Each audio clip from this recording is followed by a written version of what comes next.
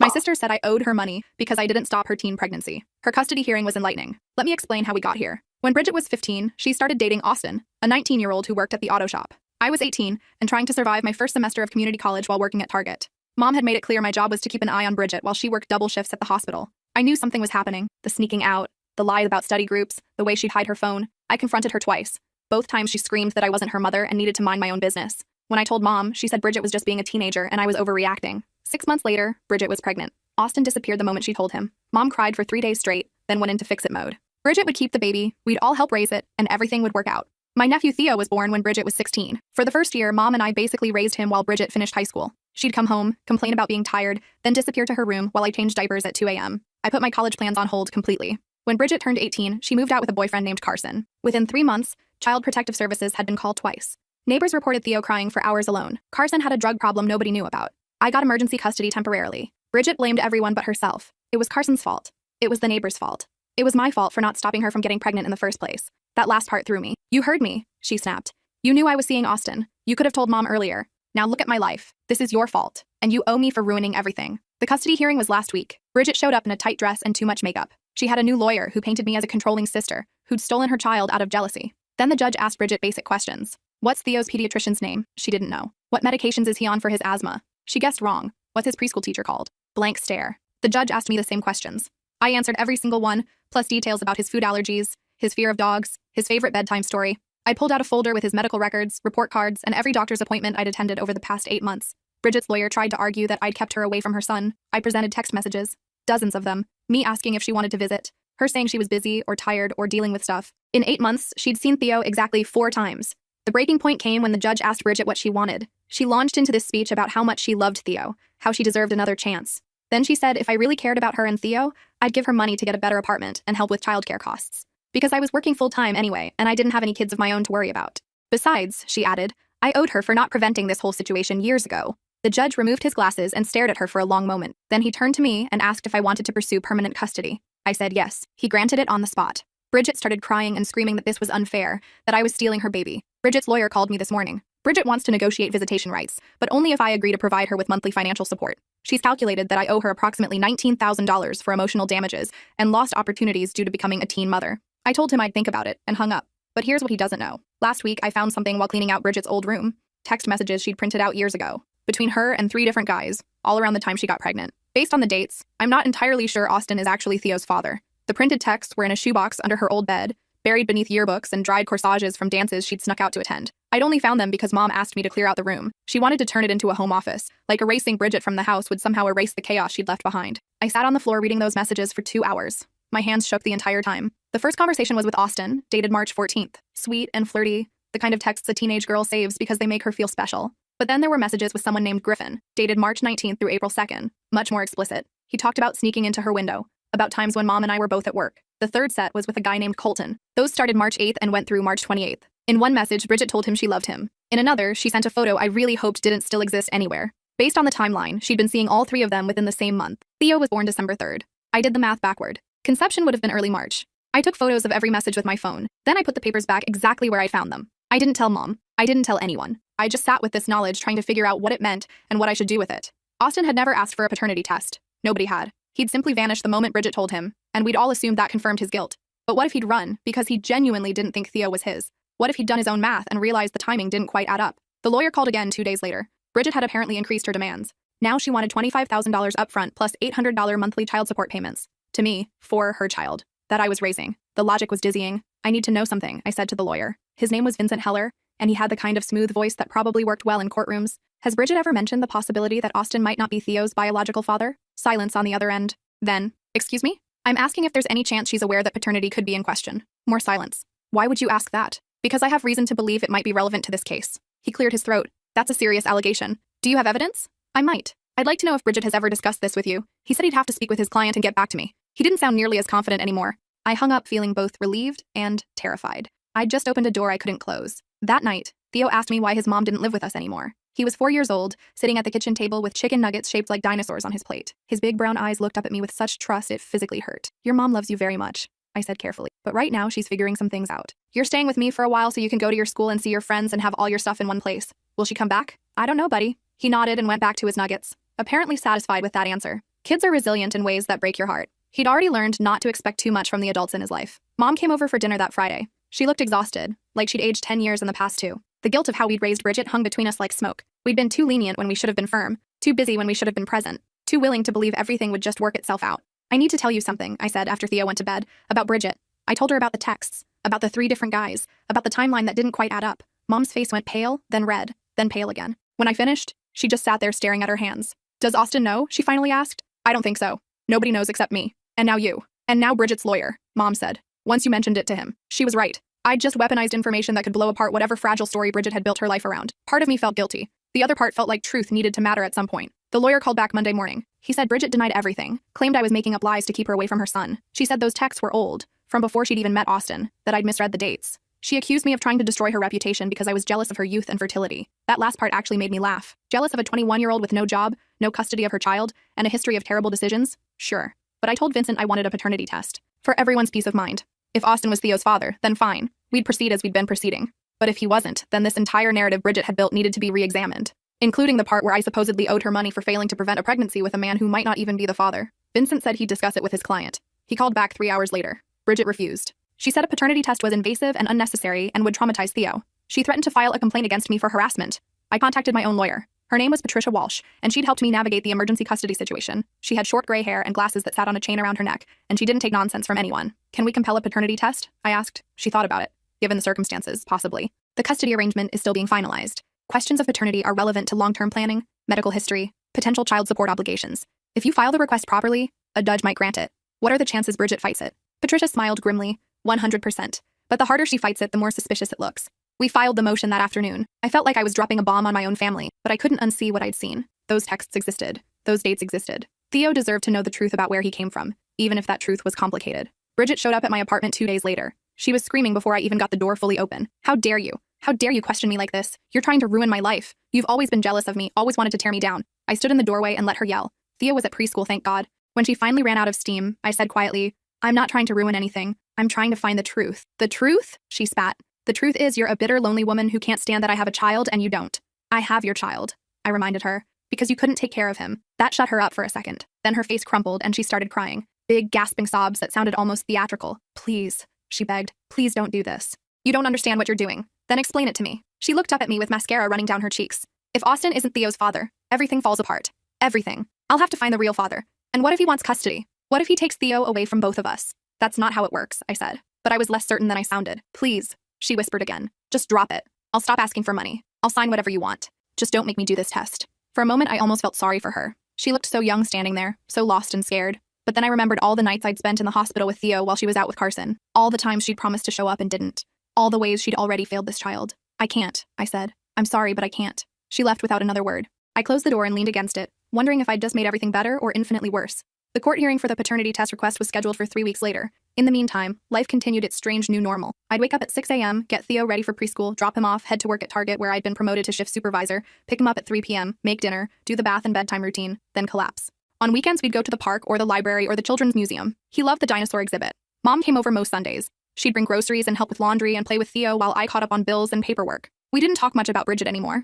It was like we'd both run out of words for the situation. But then Mom said something while we were folding Theo's tiny t-shirts. I should have paid more attention back then. When she was sneaking out, when she was lying, I was just so tired all the time, working those double shifts. I thought if I kept us financially afloat, that was enough. I didn't realize she needed more than that. You did your best, I said. Did I? Because my best ended up with a 16-year-old daughter pregnant and a grandson who barely knows his mother. Some best. I didn't have an answer for that. We finished folding in silence. 2 weeks before the hearing, I got a Facebook message from someone named Griffin Cho. The name sounded familiar, and then I realized he was one of the guys from the printed texts. My stomach dropped. The message said, I heard Bridget's in some kind of custody thing with her sister. I don't want to get involved, but I thought you should know that she told me back in high school that Austin wasn't the father. She knew the timing didn't work. She told me it was probably mine. But then Austin's family had money and mine didn't, so she told everyone it was his. I was 17 and scared, and I didn't fight it. I've regretted it ever since. If you need me to testify or do a test or whatever, I will. That kid deserves to know the truth. I read the message 5 times. Then I forwarded it to Patricia. She called me immediately. This changes things, she said. This is direct testimony that Bridget knowingly misidentified the father for financial reasons. Do you want me to subpoena him? I thought about it. About Bridget's face when she'd begged me to drop this. About Theo asking when his mom would come back. About Austin, wherever he was, walking around thinking he'd abandoned his kid when maybe he'd actually been scammed by a desperate teenager. Yes, I said. Subpoena him. The hearing was in a small courtroom that smelled like old wood and stress. Bridget showed up with Vincent, both of them looking grim. I was there with Patricia. Mom sat in the back, her hands folded in her lap. The judge was a woman named Helena Cortez, and she had the kind of face that suggested she'd seen everything twice. She reviewed our motion, listened to Vincent argue that this was harassment and an invasion of privacy, then listened to Patricia explain why paternity was relevant to custody and medical history. Then Patricia called Griffin to the stand. He was 21 now, working construction, engaged to a girl he'd met at community college. He looked terrified. But when Patricia asked him about his relationship with Bridget, he told the truth, every bit of it. The dates, the conversations, what Bridget had told him about the pregnancy, how she'd chosen Austin because his family had money for a lawyer or potential child support. Bridget's lawyer tried to object multiple times. The judge overruled him each time. When Griffin finished, she asked if he was willing to submit to a paternity test. "Yes, ma'am," he said. "I want to do right by that kid if he's mine." The judge then asked if Bridget wanted to testify. Vincent whispered something to her. She shook her head. The judge noted it in the record. Then Judge Cortez turned to Bridget directly. "This court takes questions of paternity seriously, especially in custody cases. The child's medical history, legal rights, and emotional well-being are all impacted by knowing his true biological parentage. I'm ordering DNA tests for both Griffin Cho and Austin Hayes. Ms. Hayes, you are required to provide contact information for Austin Hayes within 48 hours. The test will be conducted within 2 weeks. We'll reconvene when we have results." Bridget started crying. Not the manipulative, theatrical crying from before, real broken sobs. Mom stood up like she might go to her, then sat back down. I felt numb. Outside the courtroom, Griffin approached me. "I'm sorry," he said. "I'm sorry for all of this. I was a kid and I was scared and I made bad choices. But if Theo's mine, I want to be in his life. My fiancé and I, we've talked about it. We're ready." I didn't know what to say to that. Part of me wanted to scream at him for not speaking up years ago. Part of me understood that he'd been a teenager facing something impossible. In the end, I just nodded and walked away. Finding Austin took less than 48 hours. Bridget provided his last known address, which led to his mother's house, which led to his current apartment across town. He was working as a mechanic at a different shop, living with a girlfriend, seemingly having moved on with his life. When the court officer showed up to inform him about the paternity test, he was apparently shocked. He called me that night. I almost didn't answer the unfamiliar number, but something made me pick up. "Is this for real?" he asked without introducing himself. I knew who it was immediately. "They're saying I might not be the father? That's what we're trying to determine." "I always wondered," he said quietly. The timing seemed weird, but she was so sure and everyone was so angry at me and I ran. I'm not proud of it, but I was 19 and terrified. "If you're not the father," I said, "you're not the father. We'll know soon enough. And if I am, then we'll figure it out. But right now, I have custody. And that's not changing anytime soon." He was quiet for a moment. "That kid, Theo, how is he?" "He's good. He's smart and funny and he loves dinosaurs. He deserves better than what he's gotten so far." "Yeah," Austin said. "Yeah, he does." We hung up. I sat in the dark living room for a long time after that, thinking about how many lives had been shaped by one teenage girl's panic and poor choices. How many people were still dealing with the fallout. The DNA tests were done at a lab downtown. I had to bring Theo in for a cheek swab. He thought it was funny, having a giant Q-tip rubbed around his mouth. He didn't understand what it meant. How could he? He was 4. Griffin went on Tuesday. Austin went on Wednesday. Bridget never showed up to the lab, but apparently she'd submitted her sample through her lawyer. The results would take 10 business days. Those were the longest 10 days of my life. I kept playing out scenarios in my head. If Griffin was the father, would he want custody? Would his fiancée really be okay raising another woman's child? If Austin was the father, would the guilt make him want to be involved now?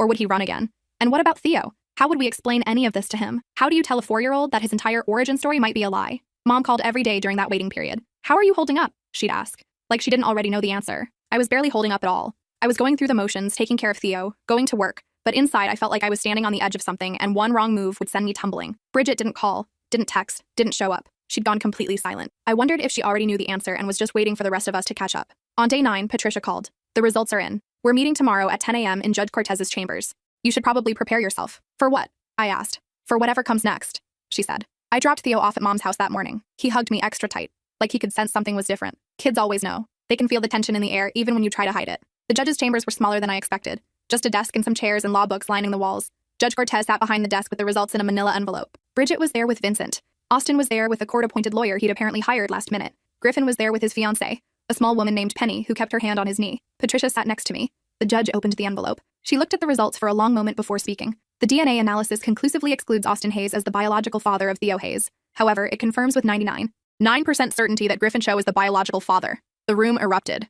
Austin stood up, his face going red. "I fucking knew it," he said. "I knew the timing was wrong. She told me I was the father, told everyone I was, and I've spent 4 years feeling guilty about leaving." Bridget put her head in her hands. Vincent looked like he wanted to be anywhere else. Griffin squeezed Penny's hand so hard I saw her wince. Judge Cortez slammed her hand on the desk. "Enough. Everyone sit down. Now." We sat. The judge looked at Bridget with something between pity and disgust. "Ms. Hayes, did you knowingly misidentify Austin Hayes as your child's father?" Vincent started to object. The judge cut him off. "I'm asking your client a direct question about fraud and paternity. She needs to answer." Bridget looked up. Her eyes were red and puffy, but her voice was steady. "Yes," she said. "I knew it probably wasn't Austin, but Griffin's family didn't have money, and Austin's did. I thought I was doing the right thing for my baby. I thought if I could just pin it on someone who could help financially, we'd be okay." The judge shook her head. "You've wasted this court's time, falsely accused a young man of fathering a child, potentially deprived your son of knowing his real father, and attempted to extort money from your sister. Mr. Hayes, you're free to go. The court apologizes for your involvement in this matter. Austin stood up. He looked at Bridget one more time, and his expression was pure disgust. You ruined 4 years of my life, he said. Then he walked out. Judge Cortez turned to Griffin. Mr. Cho, you are the biological father of Theo Hayes. That comes with legal rights and responsibilities. Do you intend to pursue custody or visitation? Griffin glanced at Penny. She nodded. Yes, Your Honor. We want to be in his life. We're not trying to take him away from his aunt. She's been doing an amazing job. But we want to know him, want him to know us. We want to do right by him. The judge looked at me. Ms. Hayes, how do you feel about Mr. Cho having access to Theo? My mind was spinning. Everything had just shifted. But when I looked at Griffin, I saw genuine remorse and genuine hope. He wasn't trying to play games. He just wanted to be a father to his son. Honestly, that was more than Bridget had ever offered. I think supervised visits to start, I said slowly. Let them get to know each other. See how Theo responds. If it goes well, we can build from there. I'm not opposed to him being in Theo's life. I just want what's best for Theo. The judge nodded. I'm ordering a formal custody evaluation with a family therapist. In the meantime, the current temporary custody arrangement stands with Ms. Hayes as primary guardian. Mr. Cho will be granted supervised visits twice per week, 2 hours each with a neutral third party present. We'll reconvene in 3 months to assess progress. She turned to Bridget. As for you, Ms. Hayes, you've demonstrated a pattern of dishonesty and manipulation that calls into question your fitness as a parent. Your demands for financial compensation from your sister are denied in their entirety. You will be granted 1 supervised visit per month with Theo, to be scheduled around his comfort and therapeutic needs. Any further custody requests will require you to complete parenting classes, maintain stable housing and employment, and submit to random drug testing. But he's my son, Bridget whispered. Then act like a mother, the judge said sharply. Court adjourned. We filed out in silence. In the hallway, Griffin approached me. I swear to you, I'll be good to him. I'll show up. I won't let him down. You better not, I said. Because if you hurt that boy, there's nowhere you can hide that I won't find you. He nodded seriously. Understood. Bridget tried to follow me out to the parking lot. I kept walking. She called my name. I didn't turn around. She grabbed my arm. I spun around so fast she stumbled backward. You don't get to touch me, I said. You don't get to talk to me. You lied for 4 years. You blamed everyone but yourself for your choices. You tried to extort money from me while I was raising your child because you claimed I owed you for not preventing your pregnancy. A pregnancy you had with a guy who wasn't even the person you told everyone was the father. Do you understand how insane that is? I was young, she said. I was scared. So was Griffin. So was Austin. So was I. But we didn't all become liars and manipulators. Her face hardened. This isn't over, she said. He's still my son. No, I said. He's a little boy who deserves better than you've given him. And until you can actually be the mother he needs, he's staying with me. I drove to Mom's house and picked up Theo. He was coloring at the kitchen table, his tongue sticking out in concentration the way it always did when he was focused. He looked up and grinned when he saw me. Can we get ice cream? He asked. Yeah, buddy, I said. We can get ice cream. Mom walked me to the car. What happened? She asked. Griffin's the father, I said. Austin was excluded. Mom closed her eyes. Oh God, poor Austin. He's free now, I said. At least there's that. And Griffin wants to be involved. Seems genuine about it. We'll see. Mom hugged me. I'm proud of you, she said, for how you've handled all of this. I don't feel proud, I admitted. I feel tired. That's because you're doing the hard work, she said. The right thing isn't always the easy thing. At the ice cream shop, Theo ordered chocolate with gummy bears. I ordered nothing because my stomach was twisted in knots. We sat at a sticky table by the window, and I watched him eat his ice cream and chatter about the park and his best friend at preschool and whether dinosaurs really had feathers. Buddy, I said when he paused for breath, I need to talk to you about something. He looked at me with those big brown eyes. Okay. You know how sometimes families can be different shapes? Some kids have a mom and dad. Some have just a mom or just a dad. Some have 2 moms or 2 dads. And some have aunts or grandmas or other people who take care of them. He nodded. Like me. I have you. Right. You have me and you have grandma and you have your mom who you see sometimes. Well, there's someone else who wants to meet you. His name is Griffin and he's your biological dad. Theo licked his spoon thoughtfully. Is he nice? I think so, I said honestly. We're going to find out together. You'll meet him soon and I'll be right there with you.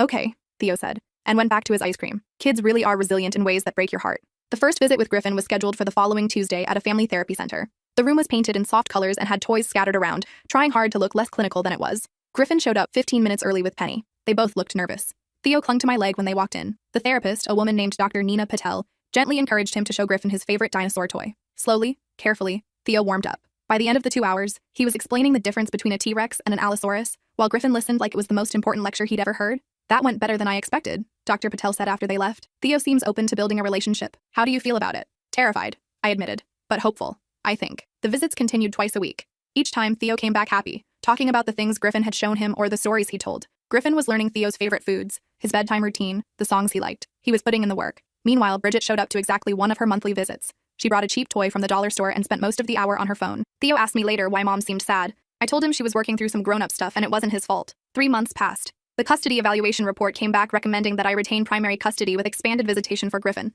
The judge agreed. Griffin could now have unsupervised visits and we began working toward a more formal co-parenting schedule. Bridget didn't show up to the hearing. Her lawyer filed a motion to withdraw from her case, citing irreconcilable differences and unpaid bills. On Theo's 5th birthday, we had a party at the park. Mom was there with a homemade cake. Griffin was there with Penny and a remote-controlled dinosaur that Theo absolutely loved. Austin wasn't there, obviously, but he'd send a card with $50 and a note that said, "For the kid. Glad he's got good people." Bridget didn't show up, didn't call, didn't even text. We sang happy birthday and ate cake, and Theo ran around with his friends until he was exhausted and happy. I sat on a bench watching him, thinking about how far we'd come and how far we still had to go. Griffin sat down next to me. "Thank you," he said quietly, "for giving me this chance. I know it couldn't have been easy." "It wasn't," I said, "but you've shown up. That matters." "I'm going to keep showing up," he said, "for as long as he needs me." "Good," I said, "because he's going to need you for a very long time." A few weeks later, I got a call from a number I didn't recognize. When I answered, a woman's voice said, "Is this Theo's aunt?" "Yes. Who's this?" "My name is Vanessa. I'm Austin's girlfriend. He wanted me to call because he wasn't sure you'd talk to him directly." I waited. "Go on." "He wanted you to know that he's sorry for running back then, even though it turned out he wasn't the father. He said he should have stuck around to find out for sure instead of just disappearing. He carries guilt about it." "He doesn't need to," I said. "It wasn't his responsibility." Bridget lied to him. "I know," Vanessa said, "but he wanted you to know anyway. And he wanted to ask if maybe, someday, he could meet Theo. Not as his dad, but just to tell him that he's sorry for the confusion." Austin says he spent 4 years thinking he'd abandoned a child, and even though that wasn't true, he still feels like he owes Theo something. I thought about it. "That's complicated," I said finally. "I'd need to think about it. Talk to the therapist. See if it makes sense." "Of course," Vanessa said. "Just let us know. And take care of that little boy. Austin says from what he's heard, you're doing an amazing job." After we hung up, I sat with that conversation for a while. Austin wanted to apologize to a child for a situation that was never his fault. There was something both sad and noble about that. I made a note to discuss it with Dr. Patel at our next session. 6 months after the paternity reveal, life had settled into a new routine. Theo spent weekdays with me, weekends alternating between my place and Griffin's. Penny had embraced her role as bonus mom with surprising enthusiasm. They'd enrolled in parenting classes together and were talking about getting married soon. Theo would be the ring bearer. Mom had finally finished converting Bridget's old room into a home office. We didn't talk about Bridget much anymore. She'd moved 2 states away with a new boyfriend, someone she'd met online. She'd called Theo on Christmas, sounding high or drunk or both. The conversation lasted less than 5 minutes before she said she had to go. Theo hadn't asked when she'd visit again. I was promoted to assistant manager at Target. The pay increase meant I could afford a better apartment, one with a second bedroom that Theo decorated with dinosaur posters and glow-in-the-dark stars on the ceiling. He was thriving in kindergarten, making friends easily and learning to read with startling speed. One evening, while I was making dinner and Theo was doing homework at the kitchen table, he looked up and asked, "Why doesn't my first mom love me?" My heart stopped. I turned off the stove and sat down across from him. "What makes you think she doesn't love you?" "She never comes to see me," he said simply. "And when she does call, she sounds like she wants to hang up." I took a deep breath. "Your mom does love you. But sometimes grown-ups have problems in their heads and hearts that make it hard for them to show love the right way. It's not about you. You're amazing and wonderful and easy to love. Her problems are her own. Do you think she'll ever get better?" "I don't know, buddy. I hope so. But whether she does or not, you've got a whole team of people who love you exactly right. You got me, and Grandma, and Griffin, and Penny. We're your people." He nodded slowly. "I like Griffin," he said. "He's teaching me how to build things." "I know," I said. "He's good at that. And I like Penny. She makes funny voices when she reads stories." "She does," I agreed. "And I love you," he said, looking up at me with those brown eyes. "You're my favorite person." I had to turn away so he wouldn't see me cry. "You're my favorite person too," I managed to say. Later that night, after Theo was asleep, I sat on the couch with a glass of wine and thought about the twisted path that had led us here. Bridget's lies and desperation, Austin's misplaced guilt, Griffin's absent years, my own exhaustion and frustration. All of it had somehow culminated in this strange, patched-together family that worked better than the original ever had. My phone buzzed with a text from Griffin. "Just wanted to say thanks again for tonight. Theo told me about the homework project and I'm excited to help him build the volcano. You're raising a great kid." I texted back, "We're raising a great kid." His response came quickly. "Yeah, we are." A year after the custody hearing, I got a letter from Bridget. It was handwritten on notebook paper, the kind with the spiral edges still attached. The handwriting was shaky. She wrote that she was in rehab, that she'd been using pills on and off since Theo was born, that it had gotten worse after she lost custody, that she'd finally hit bottom when her boyfriend had stolen everything she owned and disappeared. She wrote that she was sorry, that she understood why I'd done what I'd done, that she hoped someday, when she got herself together, I might let her try again with Theo. The letter was 10 pages long. By the end, she was just writing the same apologies over and over, like if she said it enough times, it might undo the damage. "I'm sorry. I'm so sorry. I'm sorry." I showed the letter to Dr. Patel during our next session. "What do you think?" I asked. "I think your sister is in pain," Dr. Patel said, "and I think she's beginning to realize the consequences of her choices. Whether she follows through on getting help is another question entirely. Should I respond? Do you want to? I don't know. Part of me wants to tell her I got her letter and I hope she gets better.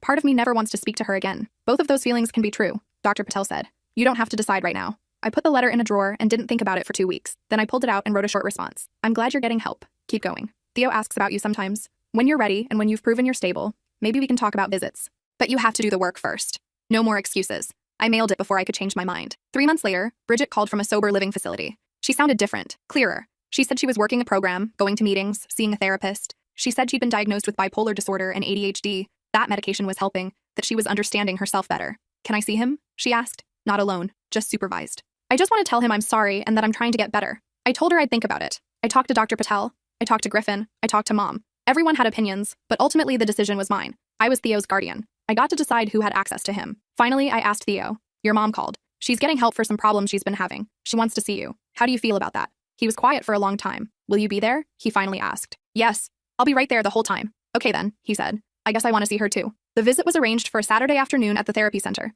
Bridget showed up on time, which was already different. She looked healthier. Her eyes were clearer. She'd gained some weight, and her skin didn't have that grayish tint it had before. When she saw Theo, she started crying immediately. She knelt down to his level and said, I'm so sorry, baby. I'm so sorry I haven't been a good mom to you. You deserved so much better than what I gave you. Theo looked at me. I nodded. He turned back to Bridget.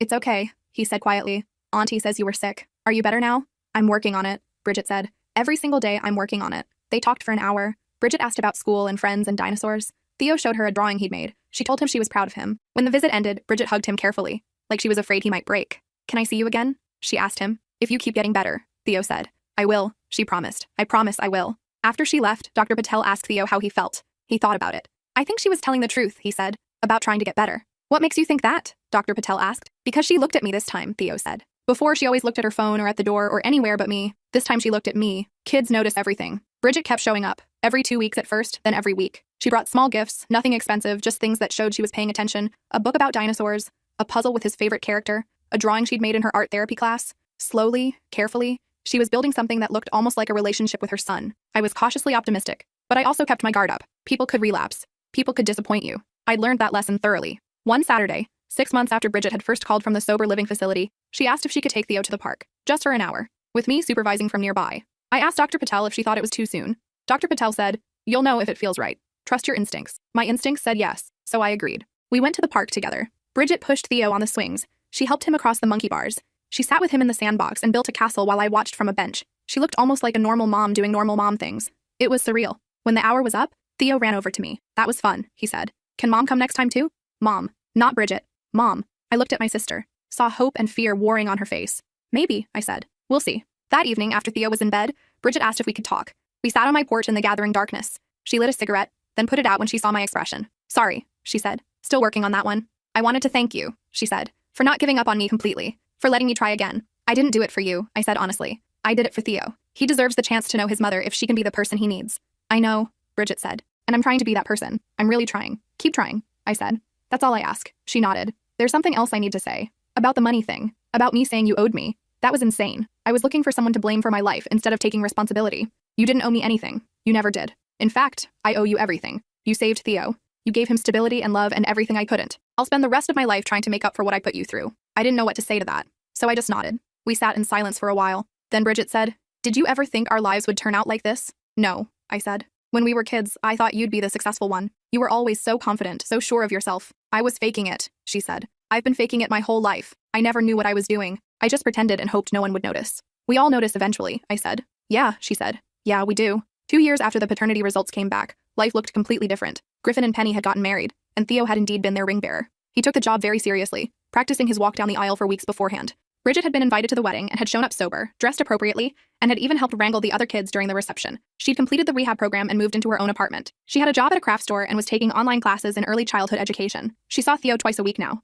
sometimes at the park, sometimes at her place when I felt comfortable enough to allow it. She'd proven she could show up. She'd proven she could stay clean. She'd proven she could be trusted, at least for now. Austin had met Theo exactly once, at a neutral location with everyone present. He'd told Theo he was sorry for the confusion, that he'd thought he was his dad for a long time, but it turned out he wasn't. And he hoped Theo had a great life. Theo had thanked him politely and gone back to playing. It was anticlimactic, but somehow felt right. Sometimes closure is just a conversation that ends quietly. Mom had retired from the hospital and now spent her free time volunteering at Theo's school. She'd remarried, a kind man named Floyd who owned a hardware store and was teaching Theo about tools and fixing things. Our family had expanded in strange ways, absorbing new people and new dynamics until the original structure was almost unrecognizable. On Theo's 7th birthday, we had a bigger party than usual. Mom and Floyd were there. Griffin and Penny were there with their new baby daughter, Theo's half-sister. Bridget was there, sober and smiling. A bunch of kids from school were there, running wild in my apartment building's courtyard. Even Dr. Patel stopped by with a gift, a book about resilient kids. I stood back and watched all these people who loved Theo, who'd fought for him in their own ways, who'd shown up when it mattered. It wasn't the family I'd imagined when I was younger. It was messier and more complicated and harder to explain at parent-teacher conferences. But it worked. Against all odds, it worked. Theo ran up to me with frosting on his face. This is the best birthday ever, he said. I'm glad, buddy. He looked around at everyone. We have a big family, he said. We do, I agreed. I like it, he said. Even if it's weird. Especially because it's weird, I said. He grinned and ran back to his friends. I felt someone come stand next to me. It was Bridget. Thank you, she said quietly, for all of this. For him. For not giving up. I turned to look at her. She was crying but trying to hide it. Don't make me regret it, I said. I won't, she said. I swear to God I won't. I wanted to believe her. Part of me still didn't trust her. Maybe never would. But another part of me recognized that people could change if they wanted to badly enough. If they did the work. If they faced their demons and fought back instead of running. The party wound down. Kids were collected by parents. Mom and Floyd helped clean up. Griffin and Penny took Theo home with them for a sleepover. Bridget helped me bag up trash and wash dishes, and we worked in companionable silence. When everything was clean, she hugged me goodbye. I'll see you Thursday, she said, for our dinner with Theo. Don't be late, I said.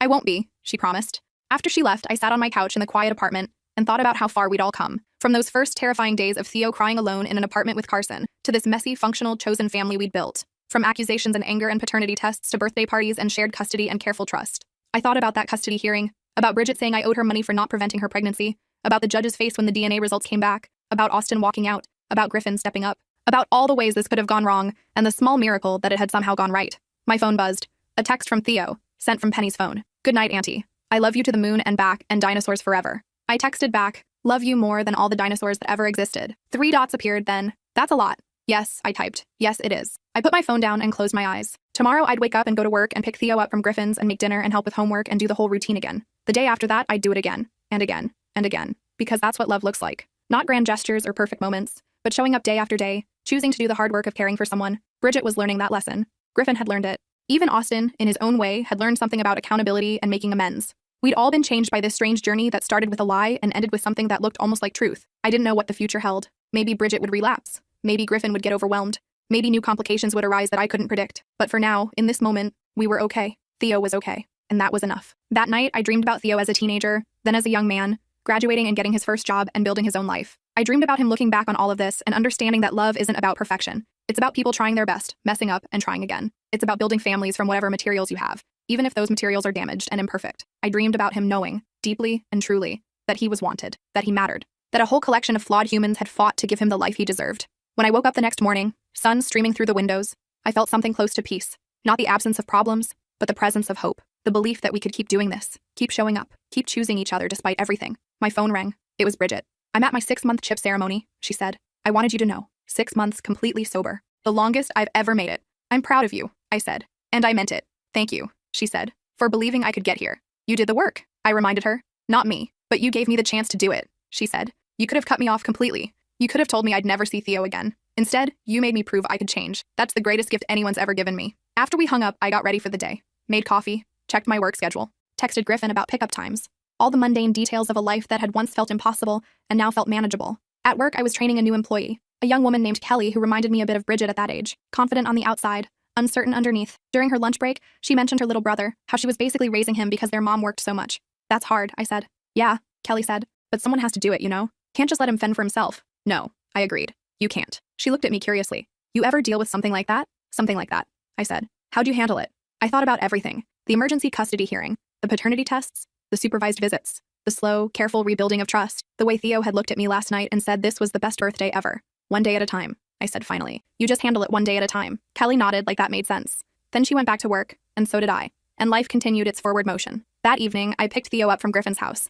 He chattered about the movie they'd watched and the pancakes Penny had made for breakfast and how his baby half-sister had grabbed his finger and wouldn't let go. His world was full of people who loved him, and he accepted that as natural, as expected. He didn't remember a time when it was any different. Maybe that was the real victory. Not that we'd fixed everything or made it perfect, but that we'd given him a childhood where love was abundant and reliable, where the adults in his life showed up and kept their promises and worked through their problems instead of running away. At home, while Theo did his homework, I pulled out that letter from Bridget again, the one where she'd apologized over and over, her handwriting getting shakier toward the end. I'd kept it as a reminder of how far she'd fallen, of how hard she was climbing back, of the fact that people could surprise you, sometimes in good ways. My phone buzzed with a text from Mom. Floyd and I are thinking of taking Theo to the zoo next weekend. You want to come? I texted back. Sounds perfect. She sent back a heart emoji. Mom had learned to use emojis in the past year. It was adorable. Later, after Theo was asleep, I sat on my porch again, the same spot where Bridget and I had talked 2 years ago. The night air was cool and I could hear neighbors talking, cars passing, life happening all around me. I thought about that moment in the courtroom when the judge had read the DNA results. The way everything had shifted, how Austin had stormed out, how Griffin had squeezed Penny's hand, how Bridget had put her head down and finally faced the consequences of her lies. That moment had felt like an ending, like the conclusion of some terrible story. But it had actually been a beginning, the start of Theo knowing his real father, the start of Bridget's recovery journey, the start of me understanding that family wasn't about biology or tradition, but about choosing to show up. I heard footsteps and looked up. Bridget was walking up the path. I wasn't expecting her. Couldn't sleep, she said. Thought I'd see if you were still up. I am, I said. She sat down next to me. We didn't talk for a while. Just sat there in the darkness. Two sisters who'd been through hell together and had somehow made it out the other side. Do you think he'll forgive me? Bridget finally asked. When he's older and understands everything, do you think he'll forgive me for messing up so badly? I don't know, I said honestly. But I think if you keep showing up, keep doing the work, keep being honest with him, you'll give him a reason to. She nodded. I'm scared, she admitted. Scared I'll mess up again. Scared I'm not strong enough to keep this going. You probably will mess up again, I said. We all do. The question is what you do after. Do you run away like before? Or do you face it and fix it? Face it and fix it, she said quietly. That's what I'm trying to learn. Keep learning, I said. We sat there until late, talking about everything and nothing. About our childhood. About Mom's new husband. About Theo's latest obsession with space. About Bridget's classes and my job and Griffin's carpentry projects. Normal things, boring things, the kind of things sisters talk about when they're not in crisis. When she finally left, she hugged me tight. I love you, she said. I know I don't say it enough, but I do. I love you too, I said. Even when I want to throttle you. She laughed. Especially when you want to throttle me. After she was gone, I went inside and checked on Theo one more time. He was sprawled across his bed, blankets kicked off, one arm hanging over the side. I covered him back up and kissed his forehead. He stirred slightly but didn't wake. This was my life now. This beautiful, complicated, hard-won life. It wasn't what I'd planned when I was 18 and just starting college. But plans change. Life intervenes. You adapt and adjust and figure out what matters. What mattered was this child sleeping peacefully in the next room. What mattered was the network of people who'd committed to his well-being. What mattered was showing up every day and doing the work of love. The rest was just details.